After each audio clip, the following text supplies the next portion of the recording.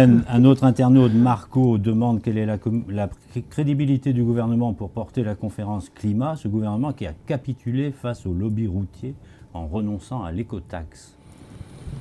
C'est pas le gouvernement en soi qui a capitulé, c'est que c'était une affaire ultra mal emmanchée. C'est une affaire qui a été prévue pour s'appliquer en 2010-2011. Hein, c'est déjà donc Sarkozy qui avait reculé, c'est Borloo qui avait mis en place avec Nathalie Kosciusko-Morizet. Sarkozy avait reculé. Incontestablement, le dispositif était quand même particulier. Bon, je ne parle pas des portiques, mais je parle du système avec la boîte qui Ecomove qui gérait, y compris le retour sur investissement. C'est quand même c'était un beau contrat pour Ecomove, donc ça suscitait des interrogations.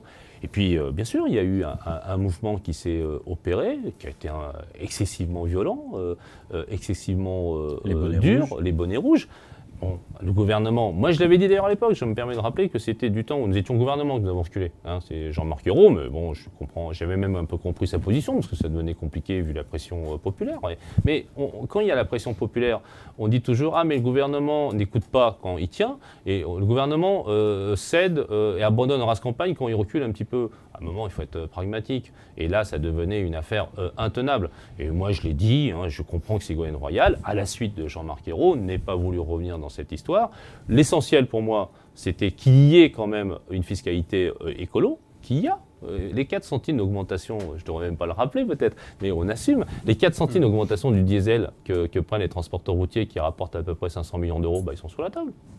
La discussion qu'on fait avec les concessionnaires d'autoroutes qui a vocation à apporter l'autre 500 millions pour faire le fameux milliard pour les transports collectifs, parce que je vous rappelle quand même la finalité, on taxe un peu la route, ou l'essence, ou le diesel, et on arrive à financer des projets de transport collectif. Vous comprenez, c'est pas pour abonder le budget général. Donc là, il y a une vraie vision écologique du problème, et pour le coup, Ségolène Royal a réussi à lancer les 118 appels d'offres sur les transports collectifs qui sont très attendus dans les métropoles et villes françaises. Donc moi, je suis très satisfait de la situation.